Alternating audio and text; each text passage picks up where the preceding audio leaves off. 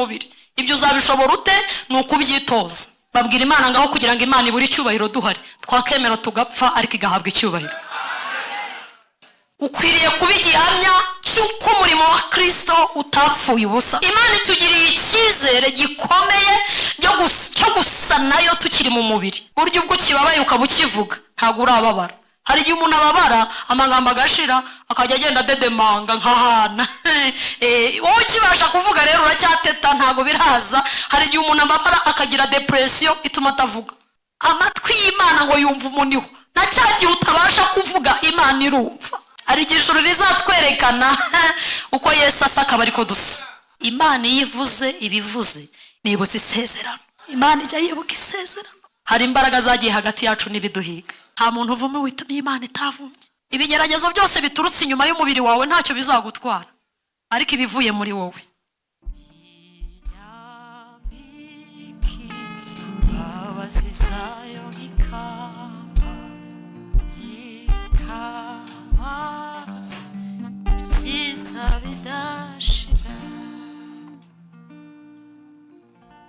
Amen.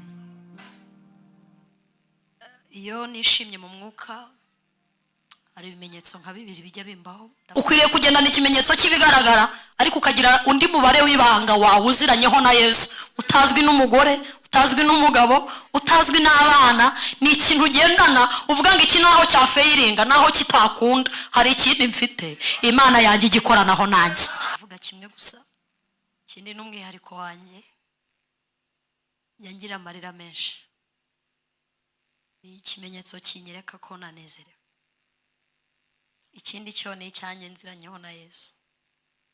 Ndanezerewe kubana namwe kuri itorero rya Gihundwe muri paruwase muri Rurembo. Umugisha ukomeye kuba imbere y'abera. Kubaje nivuze amazina nitwa Ev Joseline MUKATETE. Umwami yashimye ko tumukorera nyiri umukobwa cyangwa mukorera nyiri umukobwa kandi biranyuze. Hanyuma n'ahandi umwami ashaka ko tuzamukorera tumeze turiteguye kubwe. Navuye ku itorero rya Gatenga kuri paruwasi ya Gatenga Rurembo rw'umujyi wa Kigali. Naje mushumba wanjye abizi kandi n'abashumba ba hano ndabizi ko babigizemo uruhare kugira ngo tube hano. Nyakubahwa mushumba w'Ururembo turabashimiye kubw'ikaze mwaduhaye mu rurembo rwanyu na Kristo. Mwagize neza.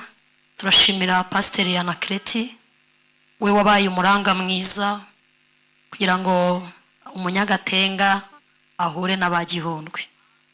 Niwe muranga kandi koko nta bukwe butagira umuranga. Mushumba Anakreti niwe muranga, turamushimiye. Hanyuma ndamubashimiye imbere y'abera we n'umuryango we. Inzu ye ni imeze nka kakazu mu Kristo yaruhukiyemo namwizerwa. Ngo barahageze ngo basanga ni ku nyumba nziza.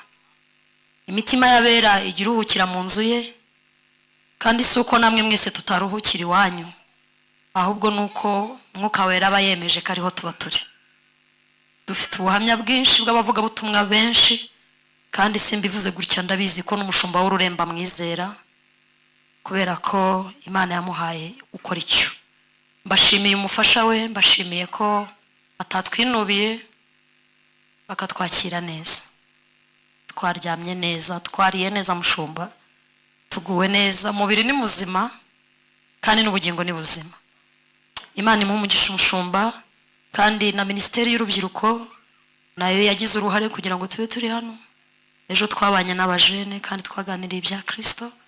Imana ibaho umugisha namwe. Nivuze ngo Imana ibaho umugisha. Hanyuma iyo tuje hano hari ikintu kitubaho kubavuga butumwa twese, ariko batumwe na Yesu kuko bose si batumwe na Yesu. Nta mukuru utagira bakuru. Iyo tuje hano niba twabyita kwa sogokuruza ntago tuzi izina twabaha, ariko tuzirikana ko kugira ngo ubutumwa bwiza bugere aho turi hari icyo Imana yakoze kuri uyu musozi. Iyo twaje hano rero tuba twaje konka amashereka no kwakira kuri ya mavuta kusa. Tuza twasenze twabajije Imana ngo uko tugiye kubwira abantu ahantu wabanje kwivugira turababwira iki. Ubu rero tuba twaje twasenze, ngira ngo n'udasengeye yamenye ko ari buze hano arabikora, kuko ni ahantu hubashyweho amateka akomeye mu gihugu cyacu. Turabashimiye ko mwakiriye Yesu n'umutima ukunze, mugahinduka ikimenyetso cyiza kandi mugahinduka impumuro nziza mu gihugu hose, mugatuma u Rwanda rumukirwa n'umucyo kuko mwakiriye umwami. Imana ibaho umugisha. Ibyo turabibashimiye ko mugihagarariye Kristo, ni naryo jambo nahawe kuza kubabwira, kandi nizeye ko umwuka wera ari bumfashe kurisobanura nk'uko umwuka ashaka. Imana ibaho umugisha. Korali Betania turabakunda, yego twigira ku birenge byanyu. Hari bitugora kuko turi mu kinyejana kigoye, ntabwo turi nkamwe, ariko turagerageza. Imana yanyu niyo Mana yacu. Mwami n'umwe, ubwami ni bumwe, n'imibabaro ni imwe, ariko tuzatabarwa ku munsi umwami Yesu azaza. Hanyuma korariza hano mujye mukopera, kuko natwe dukopera hano. Hari nk'indirimbo mujya muririmba ivuga ngo Mana we nagiye gufashwa kandi bya bintu byanjye. Saba gukora n'umwete, iminsi usigaje idapfusa, ahari iminsi umaze niyo myinshi kuyo usigaje. Magukora n'umwete, iminsi nsigaje idapfusa, ahari iminsi maze niyo myinshi kuyo nsigaje. Imana ishimwe cyane. Dusome igitabo cyitwa Kubara. Igitabo cyitwa Kubara ni igitabo cya Mose, yanditse mu bitabo bitanu, yanditse mu isezerano rya kera 25. Dusome duhereye ku murongo wa 7. Igitabo cya Mose cyitwa Kubara, igice cya 5 8 cya 25. Dusome duhereye ku murongo wa 7. Ko mbere ko dusoma reka mbaye ntashyo zabera, kugira ngo naza kwibagirwa uwo mwenda nkawutahana. Imwandikire ntashyo zabizera bose, amateraniro twataramiyemo, abera barabatashya ngo nimukomere, nabo barakomeye. Dusome. Haravuze ngo Fenehasi mwene Eleyazari wa Aroni umutambyi abibonye ahaguruka hagati mu iteraniro yenda icumu, akurikira uwo Mwisiraheli mu ihema, abahinguranya bombi. Uwo Mwisiraheli n'uwo mugore imufata mu nda ye, mugigishira ubwo mu Bisiraheli abishwe na mugigiyo bari inzovu 2 n'ibihumbi 4. Uwiteka abwira Mose ati, Fenehasi mwene Eleyazari wa Aroni umutambyi atumye uburakari bwanjye buva ku Bisiraheli, kuko yafuhiye ifuhe ryanjye muri bo, agatuma ntarimbuza Abisiraheli iryo fuhe ryanjye. Nuko none vuga uti, dore muhaye isezerano ryanjye ry'amahoro, rizamubera hamwe n'urubyaro rwe isezerano ry'ubutambyi buhoraho, kuko yarwaniye Imana ishyaka agahongerera Abisiraheli. Twese tuvuge ngo amen. Dusome mu byakozwe n'intumwa igice cya 4. Dusome duhere ku murongo wa 5. Ndasoma amagambo asa naho ari menshi ariko atari burambirane, kugira ngo nze kuvuga neza ku mwuzuro w'ibyo nahawe kubabwira. Byakozwe n'intumwa igice cya 4 murongo, dusome duhere ku murongo wa 5. Byakozwe n'intumwa 4 murongo wa 5. Byakozwe n'intumwa 4 murongo wa 5 ni isezerano rishya. Bukeye bwaho abatware n'abakuru n'abanditsi bateranira i Yerusalemu, na Ana umutambyi mukuru, na Kayafa, na Yohana, na Alexanderi, nabo umuryango bose w'abatambyi bakuru. Babata hagati barababaza bati, ni imbaraga ki cyangwa n'izina ki byabateye gukora ibyo? Nuko Petero yuzuye umwuka wera arababwira ati, batware b'abantu namwe bakuru, uyu munsi turabazwa ibyo twagiriye neza umuntu wari uremaye, kandi turabazwa icyamukijije. Ariko mumenye mwese n'abantu bose bo mu Bisiraheli yuko ari izina rya Yesu Kristo w'i Nazareti uwo mwabambye Imana ikamuzura, ari ryo ritumye uyu muntu ahagarara imbere yanyu ari muzima. Yesu niwe buye ryahinyuwe namwe abubatsi, kandi ryahindutse rikomeza imfuruka, kandi nta wundi agakiza kabonerwamo, kuko ari nta rindi zina umunsi y'ijuru ryahawe abantu dukwiye gukirizwamo. Babonye ubushizi bw'amanga bwa Petero na Yohana, kandi bamenye ko ari abaswa batigishijwe baratangara, maze bibuka ko babanaga na Yesu. Amen. Dusoreze mu rwandiko rwa kabiri Paul yandikiye abakorinto. Imana ize kumfasha kuri uyu musozi kuko ndumva hari imbaraga. Amen. Rwa kabiri Paul yandikiye abakorinto, igice cya 6, dusome duhere ku murongo wa 4. Rwandiko rwa kabiri Paul yandikiye abakorinto, igice cya 6, dusome duhere ku murongo wa 4. Dusome mu izina rya Yesu.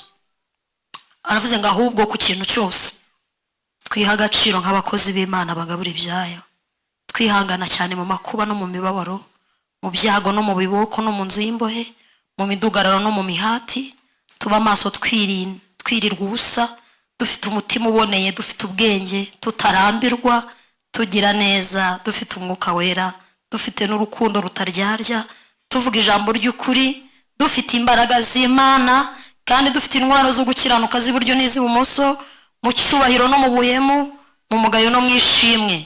Dutekerezwa ko turi abashukanyi ariko turi ab'ukuri, dutekerezwa ko turi abatamenyekana nyamara turi ibirangirire, dusa n'abagiye gupfa ariko dore turi bazima, dusa n'abahanwa ariko ntitwicwa, dusa n'abababara ariko twishima iteka, dusa n'abakene nyamara dutungisha benshi, dusa n'abatagira icyo bafite nyamara dufite byose. Twese turavuga ngo amen. Umwami Imana yampaye aya magambo ngo tuyaganire, kandi numva rwose n'umwuka wera yampaye. Afite intego ivuga ngo cyangwa umutwe w'ijambo turi buganiriremo, birashoboka ko ibintu byose ndi buvuge ntago byose wabitahana, ariko bimwe mu by'ingenzi umwuka wera ari buguhe gutahana uyu munsi mu materaniro. Ijambo rivuga ngo ukwiriye kuba igihamya cy'umurimo wa Kristo kutapfuye ubusa. Kuba Yesu yarapfuye akazuka, dukwiriye kuba sample, dukwiriye kuba urugero rwerekana ko Yesu ataruhiye ubusa. Amen. Ukwiriye kuba urugero rw'umugore, kuba urugero rw'umukobwa, kuba urugero rw'umugabo, kuba urugero rw'umusore, kuba Yesu yaragize iriya mibabaro atigeze aruhira ubusa. Bimwe mu bintu binezeza Imana, bimwe mu bintu binezeza Yesu, bimwe mu bintu binezeza umwuka wera, ni ukubona umurimo wa Kristo utarapfuye ubusa. Ni nako umwanditsi w'Abaheburayo yanditse, yaravuze ngo kubw'ibyishimo byamushyizwe imbere, ngo ntiyatekereje ko imibabaro n'umusaraba wateye iyo mibabaro yose ari ibintu ashobora kwirengagiza gukora, ngo kuko nyuma y'umusaraba na nyuma y'imibabaro yose yagize ngo yabonaga yitorero. Ibyo bimutera kuraje zo kutanga kwemera kubambwa, abikora bikunze. Nahimbarizwe muri iri teraniro. Icyo kintu cyonyine nicyo cyatumye Yesu yemera ibyo yambonagamo akakubonamo. Hanyuma rero ibyo ntibikwiye kurangirira aho gusa ngo tubibyine, tubiririmbe, tubicurangire gusa. Ntibirangirira mu muziki, ntibirangirira mu myenda miremire ADPR dusaba kwambara. Oya, nta nubwo birangirira mu kwitwa abapantekote gusa, ahubwo n'umurimo urenze uwo nguwo. Birangirira mu kwitwa abana b'Imana. Haleluya. Niko Yohana yanditse mu nzandiko, yaravuze ngo bakundwa ubu turi abana b'Imana, ariko uko tuzasa ntikurerekanwa, ariko niyerekanwa tuzasa nabo. Dufite ikibazo cy'uko isi itazi abo turi bo, ariko nimuhumure, hari igihe ijuru rizatudeklara, hari igihe ijuru rizatwerekana uko Yesu asa akaba ariko dusa. Haleluya, haleluya. Hanyuma rero igihe tukiri naha, Imana itugiriye icyizere gikomeye cyo gusa nayo tukiri mu mubiri. Wow. Imana itugiriye icyizere gikomeye cyo gusa nayo mu ishusho ya Kristo, kuko niko Paul yandikiye Abakolosayi, yaravuze ngo niwe shusho y'Imana itaboneka, niwe watuzaniye ishusho y'Imana itaboneka. Bibiliya ikavuga ngo kandi niwe mfura muri bene se. Ubwo niwe mfura muri bene se, natwe turi barumuna be, tugomba gusa nawe. Imana ikugiriye icyizere cyo gusa na Yesu cyambaye umubiri. Ibyo uzabishobora ute? Ni ukubyitoza, ni umukoro niko Paulo yavuze ngo iyo nshatse gukora ibyiza ngo ibi binsanga byantanze imbere aravuga ngo ariko Imana ishimye ko izajya imbaraga muri Yesu Kristo. Ukwiriye kuba igihamya cy'uko umurimo wa Kristo utapfuye ubusa. Nushaka utahana ko gusa uvuga uti Joseline yigishije iri jambo ngo nkwiriye kuba igihamya cy'uko Yesu ataruhiye ubusa. Ako konyine. Ijambo dusomye mu gitabo cyo kubara ni amateka y'Abisiraheli. Kuvuga Abisiraheli mu iteraniro ry'abarokore amagambo twumvishe kera inkuru z'Abisiraheli bava kuri Yakobo wa Isaka wa Aburahamu wa Aburahamu Imana yakuye muri Uriya Bakarudaya. Kuvuga ibyo rero na amateka barokore bazi cyane, ariko Mwuka Wera yongeye kunyibutsa ngo nongere mbabwire ko mu Bisiraheli Imana yagiye ibonamo intwari zayinejeje, iranezerwa ikanazivuga hitari yabiteganyije. N'abantu bahagararanye n'Imana mu iteraniro ry'abagabo benshi, iteraniro ry'abagore benshi, iteraniro ririmo abakobwa benshi, iteraniro ririmo abasore benshi. Babwira Imana ngaho kugira ngo Imana iburi cyubahiro duhari, twakemera tugapfa ariko igahabwa icyubahiro. Abo ntago biberagaho, ahubwo baberagaho Imana. Ntago bivuze ko itari ifitemo n'ibigwari. Uriya mu ntwari habamo ari n'ababigwari. Kandi icyo nakundiye Imana nta ntwari ibaho ikiriho. Intwari yita intwari yo yatabarutse. Kandi uretse no ku Mana no mu gihugu cyacu nta muntu babyinira ngo yabaye Imana intwari akiriho. Akenshi dusingiza intwari tuvuga ngo uyu muntu agiye ari intwari aruko yamaze gutabaruka. Abari imbere ya Yesu, amen. Abisiraheli rero murabyibuka ko bamaze imyaka 130 uko bakuru ba Yosefu bamugurishije akamara igihe kinini. Kanani inzara igatera bagasanga Yosefu muri Egiputa.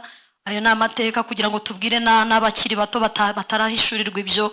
Hanyuma uko Imana yabakuje y'amaboko akomeye bagasubira i Kanani, kuko Imana yari yabwiye Aburahamu ngo urubyaro rwawe kuko wasinziriye inkongoro zikakuryana igitambo ruzambara imyaka 400, ariko kuko ndi Imana izirikana isezerano nzabagarura ahangaha uryamye, hazongera habe gakondo yawo. Ndi Imana itabeshya, nzabikora. Imana yivuze ibivuze. Imyaka 400 yarashize bakorera umwami utabahemba. Imibabaro komanteri zivuga ko barababaye kugeza ubwo n'imirimo bakoreshwaga, iyo rimwe na rimwe ibikoresho bakeneraga gukoresha byashiraga, bashakaga n'ibindi bifashisha.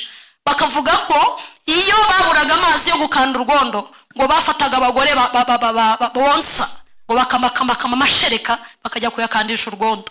Bagize umubabaro, bagira depression irenze uko umuntu yabitekereza. Amagambo arashira, buryo ubwo kibabaye ukabukivuga ntago urababara. Hari igihe umuntu ababara amagambo agashira akajya agenda dedemanga nkahana.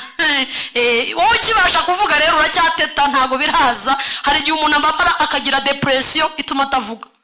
Bibiliya ngo kuniha kwabo no gutaka kwabo ngo bigera mu matwi y'Imana. Amatwi y'Imana ngo yumva umuniho. Na cyagiye utabasha kuvuga Imana irumva. Abaje gusenga haleluya. Na cyagiye amagambo yashize umutima ubuganira. Bibiliya ngo Imana yumva kuniha no gutaka kwabo. Ihagurutsa Mose aho yaragiye intama za sebukwe. Ngari mu gihuru, ngabona igihuru cyaka ariko kidakongoka. Yari yarahunze ngamaze iminsi yishe umunyegiputa. Aravuga ngo nishe umunyegiputa, bene igihugu baranyisha. Ngari ukaragenda ariko aragiye intama ngo Imana imusanga muri icyo gihuru ngo gishya ariko nticyakongoka. Iramubwira ngo Mose igihe yaratambikishijwe no kureba, iramubwira ngo ntiwegera hondi kuko ndi Imana iri muri iki gihuru. Icyo ushaka gukora ni kimwe, urakwetura inkweto zawe wezwe hanyuma mvugane nawe. Biravanga kwetura inkweto ze bisobanurwa kwezwa no kwatura abo navugana nayo. Iramubwira ngo nibutse ijambo navuganye na Aburahamu ko bazamara imyaka 400 bakorera umwami utabahemba, ariko iyo myaka irarangiye. Genda ubwire Farawo umubwire ngo igihe bamaranye kirahagije. Nibutse isezerano. Imana ijya yibuka isezerano. Isi ni bisavaho, ijuru rikavaho, uwise rasabo ayo. Iramubwira ngo ndabizi ko Farawo ari umunyembaraga kuko Mose yaramaze kubwira Imana ngo sinzi kuvuga, sindi imyoza. Kandi cya kabiri mfiteyo dosiye ikomeye, mfiteyo ka dosiye usubira imbere yabo baranyica tu. Imana yamubwira ngo ubwo wamaze kwezwa ntacyo subirayo, ntacyo usaba. Haleluya. Arayibwira ngo none se ko ntazi kuvuga ndagenda nkandi. Iramubwira ngo ntago uzi kuvuga, ntacyo ndaguha Aroni azabana nawe. Mose abwira Imana ngo igihugu navuyemo cy'abanyegiputa ni igihugu cyuzuye ibigirwamana byinshi, ni abanyabitangaza, ni iki kizerekana ko uvuganye nanjye ngiye gutyo gusa? Iramubaza ngo ufite iki? Ati mfite inkoni. Hari ikindi ngira? Ni inkoni ndagize intama za data bukwe. Okay, icyo kirahagije. Irambure hasi ngo ihinduka inzoka. Arabwira ataba ibi by'inzoka nibyo nize. Iyi ni ibintu bito cyane ku banyegiputa, nibyo nize. Imana iramubwira ngo muri yo harimo imbaraga ziruta iz'abanyegiputa. Ongera uyifate. Ngarongera arayifata ihinduka inkoni. Icya kabiri irambwira ngo ndabona ugishidikanya, ufate ikiganza cyawe gishyire mu gituza. Basi abanyegiputa bazabona iby'inkoni nikitabemeza, basi icya kabiri kizabemeza. Haleluya. Bivuze ngo ukwiriye kugendana ikimenyetso cy'ibigaragara, ariko ukagira undi mubare w'ibanga wawe uziranyeho na Yesu, utazwi n'umugore, utazwi n'umugabo, utazwi n'abana. Ni ikintu ugendana uvuga ngo iki naho cyafeiringa, naho kitakunda, hari ikindi mfite, Imana yanjye igikoranaho nanjye, nziranyeho na Yesu nge nawe. Ujye umbwira uti wa mugore we, hari akandi kantu mbitse ahantu utazi k'intwaro yanjye navuganiye n'Imana ahantu mu ishyamba, ako ngako iki nikidakora hari ikindi kizakora. Munyikirize amen.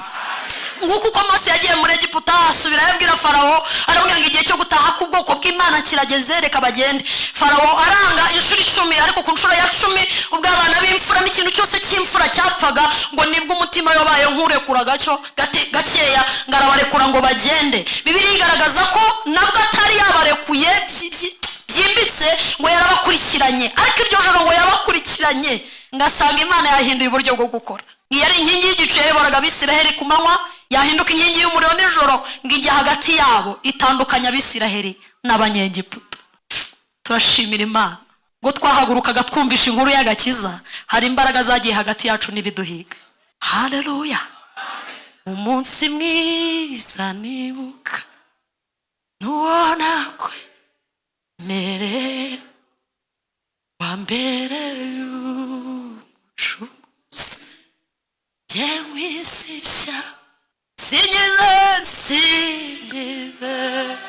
singize Yesu wanjye mugeje ibya anyigisha by'inzira ye, ngo nsengeshi menezerwe singize Yesu wanyu. Imana ibwira Mose, iramubwira ngo ujye uhora unyibukiriza ubu bwoko, ubabwire ko kuba narabakuye mu maboko ya Farawo batarutaga andi mahanga yose, ubabwire ko imbaraga nabashoyemo ari imbaraga mvajuru, ubabwire ko amaboko nkoresha matabara igikoni kibatekera ari igikoni cyo mu ijuru, ubibutse ko imyenda bazambara imyaka yose bazamara muri ubu butayu nta soko bazajya kuyihahiramo, ninjye Imana uko bazajya bakura nzajya nkuzana imyenda yabo. Kandi ubibutse ko inkweto bambaye bahagurutse bavuye muri Egiputa nta zindi bazaha, uko bazajya bagenda bakura, uwambaraga 10 ikirenge nikigera kuri 15 azambara 15, ikirenge nikigera kuri 32 azambara. Ariko Imana yakuzaga ibirenge by'abagabo igakuza n'inkweto zabo. Akabebe kavukiye muri Egiputa, inkweto kahagurukanye iba karambaraga ibice 5, ngo zagendaga zikurana n'ikirenge. Mana we, baragasimana. Ikanzu umwana yambaye cyangwa agakabutura cyangwa agapantaro yambaye akivuga, kuko nta masoko bagiraga ngo bahahiremo, bari mu butayu. Umwana yarakuraga, barinda baba basaza, kuko bamaze mu butayu imyaka 40, ntawe ugiye mu isoko guhaha indi myenda. Irababwira ngo mwamboko mwe icyatumye batoranya abakuza amaboko akomeye muri Egiputa, abagize amaboko akomeye ya Farawo, umwami wabashakaga, nta kindi cyabinteye n'urukundo rwabinteye n'ukuzirikana isezerano n'indahiro nagiranye na sogokuruza wanjye Aburahamu, kuko ndi Imana itabeshya. Irababwira ngo kandi uru rugendo murimo rufite amategeko n'amabwiriza. Irababwira ngo musirinde, ntimuzongere gusenga Imana, ntimuzakora ikosa ryo gusenga Imana z'abanyamahanga aho mwavuye. Kirazira kongera cyangwa se kubyifuza no kubitekereza gusenga imana z'ibigirwamana aho mwavuye muri Egiputa. Icya kabiri, aho mbajyana kirazira kikaziririzwa gusenga imana z'abanyamahanga aho murimo murajya. Nzirukana abahivi n'abayebusi, nzirukana ubwoko bukomeye buri muri gakondo yanyu, nzabwirukana ntitaye ku myaka bamazemo, nzabwirukana ntitaye ku biryo birimo, nzabirukana ntitaye ku mariba n'amazi yaharyoshye, nzabirukana bakure ku mata n'igihugu cy'amata n'ubuki, nzabirukana mbahe imizabibu yabo, dore barabakoreye kugira ngo nzabahe. Ariko muramenye mutazasenga imana zabo, mutazikubita imbere y'ibigirwamana basenga. Imana irababwira ngo kandi amaboko yanjye abakuye muri Egiputa azabajyana bageze i Kanani aho mujya. Haleluya. Niko umuririmbyi yaririmbye yaravuze ngo ubwo tuyoborwa n'umukiza wacu dufite amahoro kandi we kanaza mwishura amahoro ntabwo tuza ayiwe. Irababwira ngo icyo gihe muzarya mubyibuhe muhojoke, muzagubwa neza mutangire mwambara imyenda mwadodesheje, muzasangayo amasaka kandi imyaka 7 yaho muzamara muzajya murya ibyimejeje. Nta mvune nta stress, nzabatungisha iby'abayebusi n'abahivi bakoze, hanyuma imigisha yanjye bakurikirane. Ariko hagati y'uko mugerayo ndabifuza kubabona mukiranuka, munyumva, amatwi yanyu anyumva, amaso yanyu andeba, amaboko yanyu akora ibyo gukiranuka. Niho mbashaka. Gukiranuka k'umwana w'umuntu ni ihurizo rikomeye. Imana ishyiraho uburyo bwinshi bwo kubakiza, ishyiraho abatambyi n'ibitambo biranga, ishyiraho amategeko. Iravuga iti umenye ijisho mugenzi we nabawe barimene, ukuye iryinyo mugenzi we nawe barikure, uwo bafasha asambana bamujyane hanze bamutera amabuye. Ibyo nibyo ntibyabatera ubwoba, ibyo nabyo ntabwo byabateye, kuko muri Adamu kuva yakora icyaha gukiranuka k'umwana w'umuntu biragoye. Ariko turashimira Yesu yaraje atwambika gukiranuka kwe. Niyo mpamvu umuririmbyi yavuze ngo Uwiteka umucamanza iyo mbonyeho amaraso ntancira urubanza rubi, ngahubwo nyitukiranutse. Imana ihabwe icyubahiro. Biranga birabananira rwose, bamwe bagenda bagwa mu butayu bahinduka ifumbire y'ubutayu. Nta kiriyo cyabayeho ngo babaririre, ba Aroni bapfa nta wabaririye, nta kiriyo cyabayeho. Abahungu ba Aroni abahungu ba Aroni barapfuye bazize gushyira umuriro udakwiriye ku gicaniro. Bibiliya ivuga ko bapfuye, Imana ibuza Aroni iramubwira ngo ntiwibeshye ngo unarire, ahubwo nta no kubakoraho. Bagiye bapfa benshi. Ba Miriyamu baririmbye indirimbo zikomeye, bahindutse ifumbire y'ubutayu, na n'uyu munsi nta wabaririra, kubera ko gukiranuka byaranze bituma bagwa mu butayu. Iri jambo dusomye rero n'umugabo witwa Fenihasi, abari imbere ya Yesu tuvuge ngo amen. Bari bageze mu kibaya cyahitwa Mowabu, bimwe mu ntambara zikomeye zagoye Abisiraheli. Iki kintu kirimo cyane, iki kintu mu kibaya cy'Imowabu cyo cyarabagoye.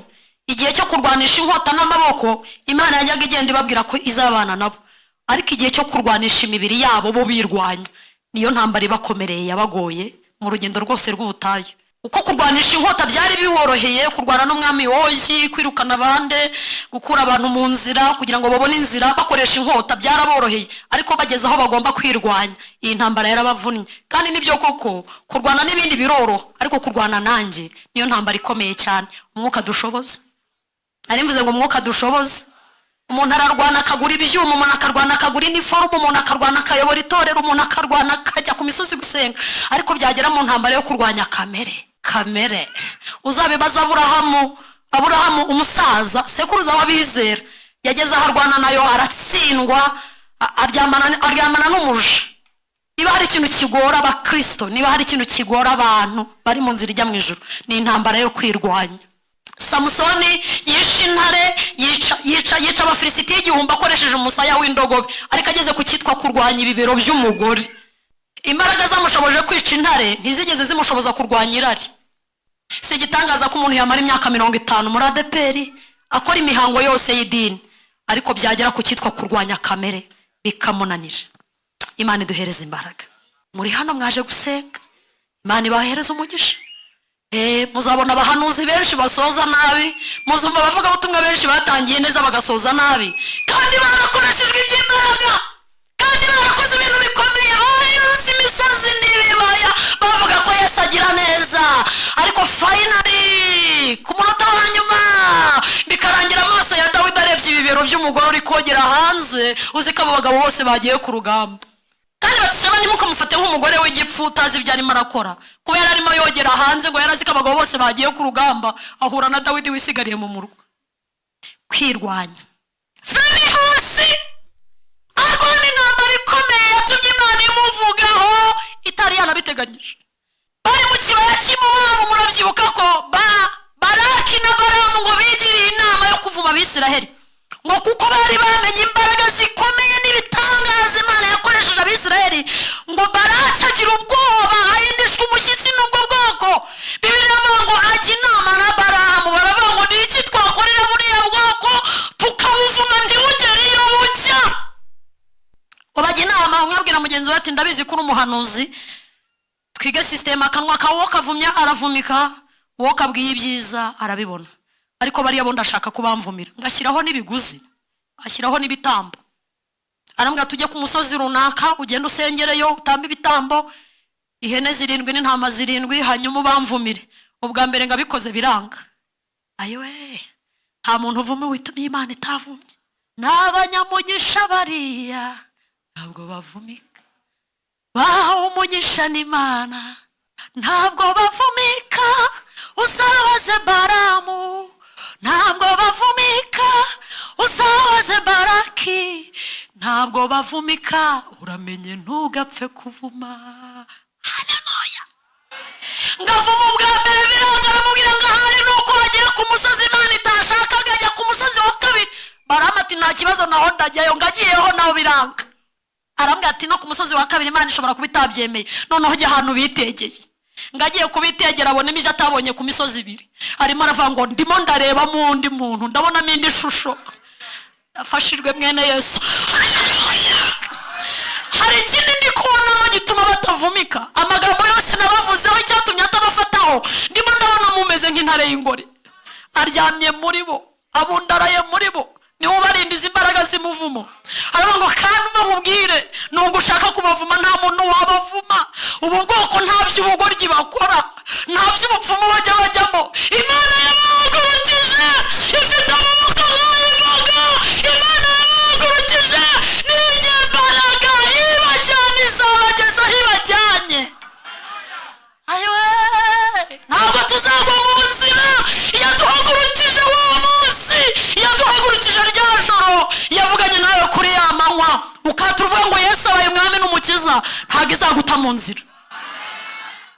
Ibishoboka keretse wowe ni wijishura ukikurayo, ariko yo nta gahunda ifite yo kwihekura.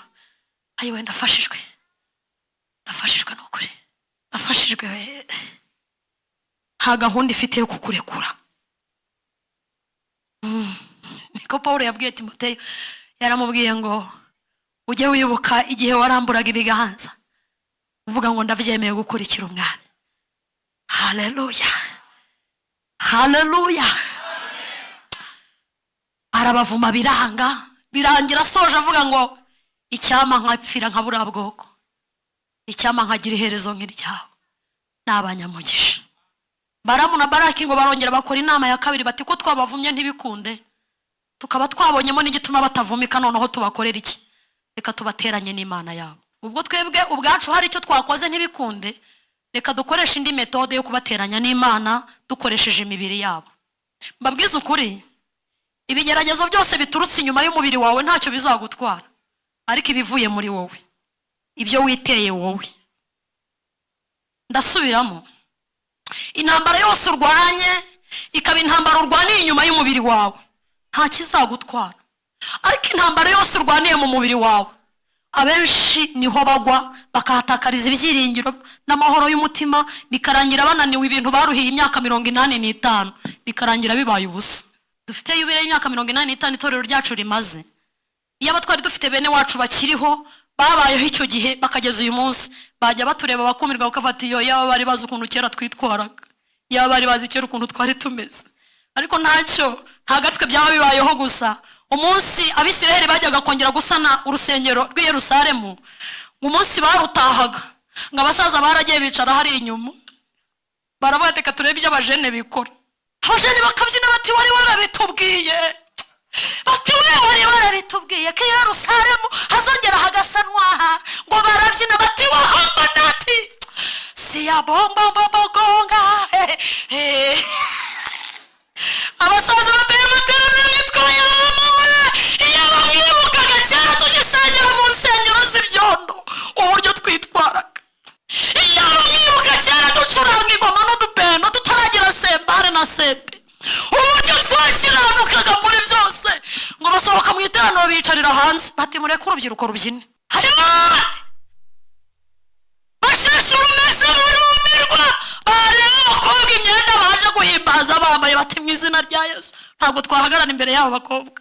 Iyo bari baza bacu uko bambaraga, ngo barebe abahungu n'abasore baje muri iryo teraniro uburyo inyogosho zabo zimeze n'ukuntu bitwaraga, ati yaba bari bazi kera uko twari tumeze. Ngo abasaza bararira, urubyiruko rurabyina. Bati sha mujye mugabanya ibintu byo muri 40 se biracyagezweho, urumva tuzahora turi imihirimbire cyore. Ntabwo tuzahora turi imihirimbire, ibyo bintu byo muri 40 ngo mwabatijwe mu mazi ashyushye ibyo ntabwo bitureba. Bakugiti dore Imana abajene bikoraho koko, baravuga ati uyu munsi turaramya Imana yadushoboje gusana urusengero sha. Bakajya baza bambaye ubusa, abasaza bati mu izina rya Yesu, n'abakecuru bagahita bisohokera hanze, amarira mu rusengero, imbyino agatogo.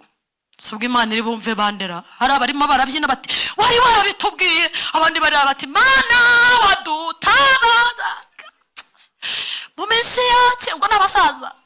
Abandi bati wahamba nati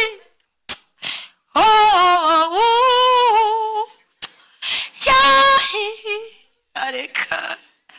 Abandi bati nanone uzaturengere tugeze kugupfa, atubabariye tukava mu isi tutabonye ibyo abantu bikora. Kuko ari igihe abantu basenga ngo Imana iki cyatufasha tukava inaha tutabonye ko ibintu bya Yesu bizarangira, ariko nyamara bera baryo.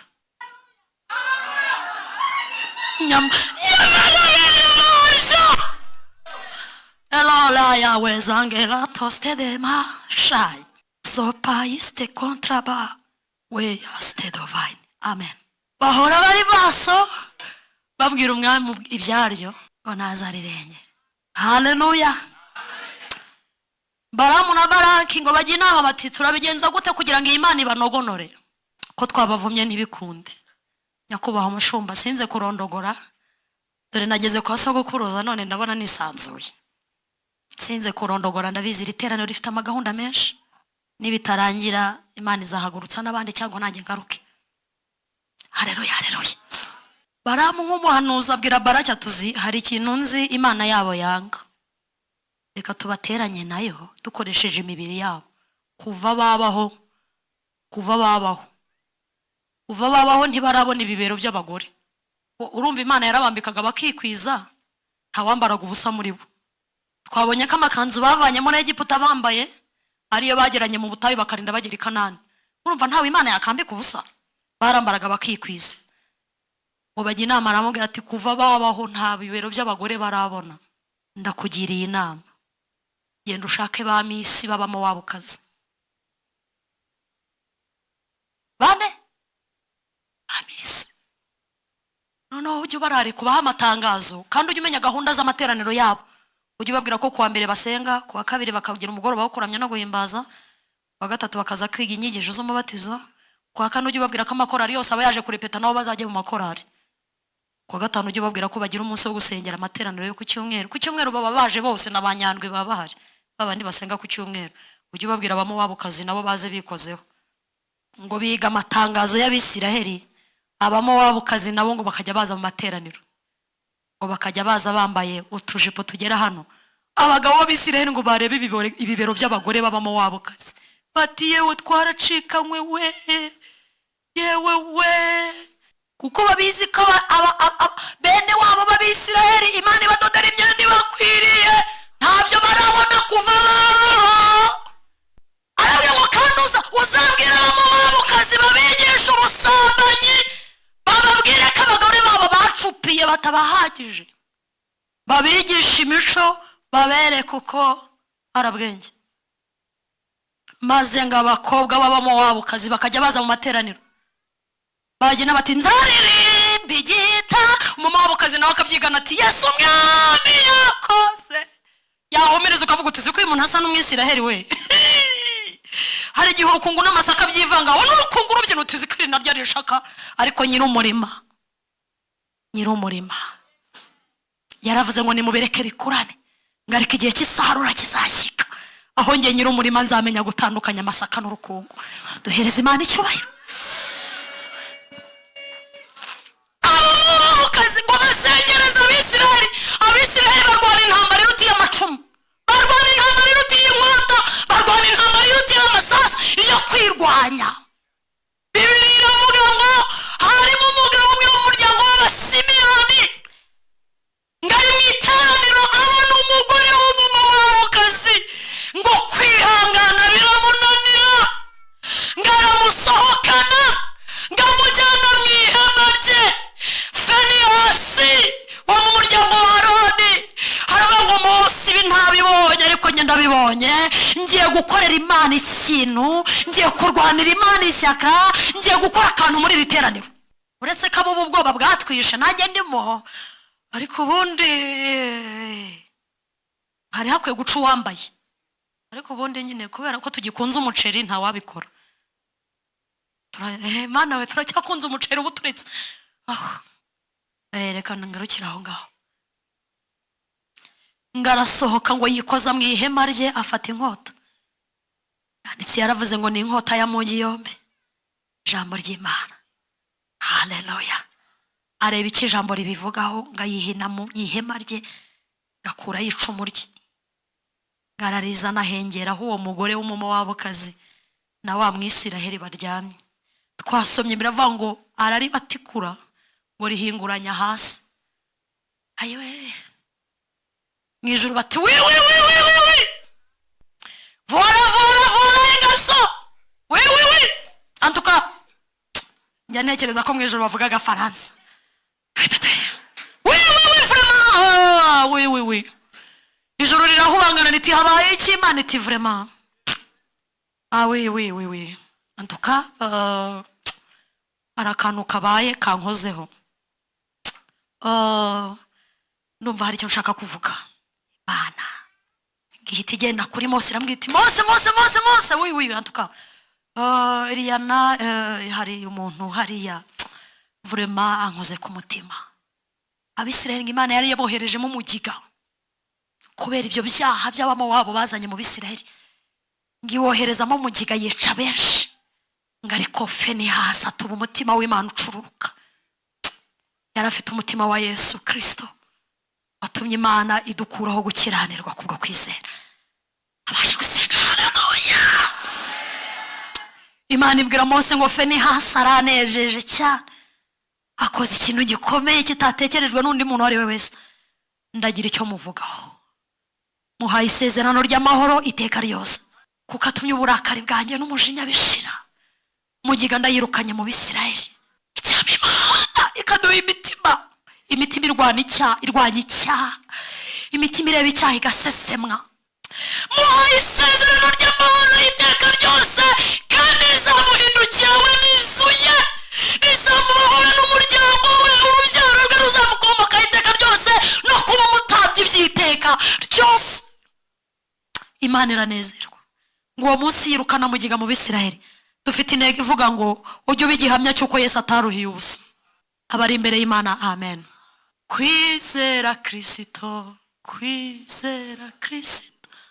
niko kudushoboza kunesha ibye. Kwizera Kristo, byonyine nibyo bidushoboza unesha ibyaha, zambikwa umwambaro wera, Yesu azavuga izina rye ku mana mu ijuru, guke tutambuke turwaye mu ntambara. Izina rya Yesu, kwizera Kristo, byonyine we nibyo bidushoboza kunesha iby'isi. Abaje gusenga twese amen. Bibiliya iravuga ngo ariko mwebweho mu rugoko bwatoranijwe, abatambyi b'ubwami, ishyanga ryera, abantu Imana yaronse, kugira ngo mwamamaze ishimwe ry'abahamagaye, ikabakura mu mwijima ikabageza mu mucyo wayo w'itangaza. Icyo kintu Imana yakoze gikwiriye kukubera imbaraga zituma Yesu abona ko ataruhiye ubusa. Abari imbere y'Imana amen.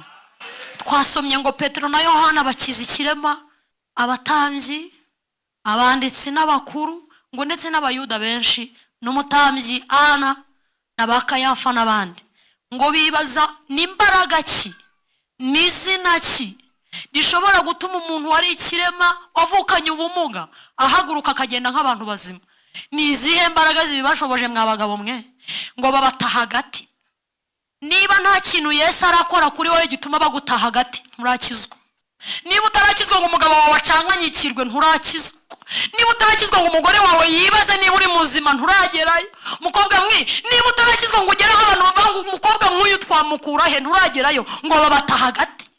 Musore, niba utarakizwa ngo abantu bamenye ko wakijijwe, ngo bagutaha hagati bakuze impamvu z'ibyiringiro byawe, nturagerayo. Uyu munsi usaba Yesu akugeze ku musaraba. Abari kumwe nanjye haleluya.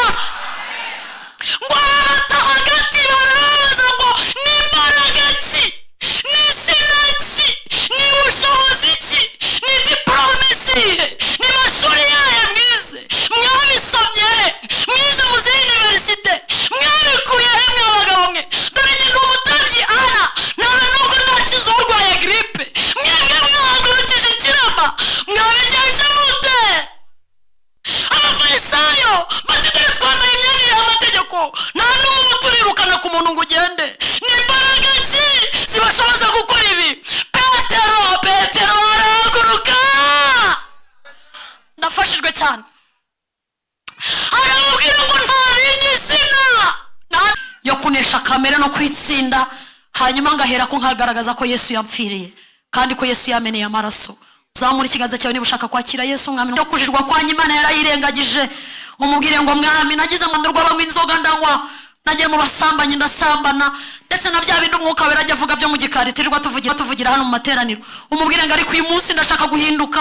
Hari ibyo umwanzi yifashishije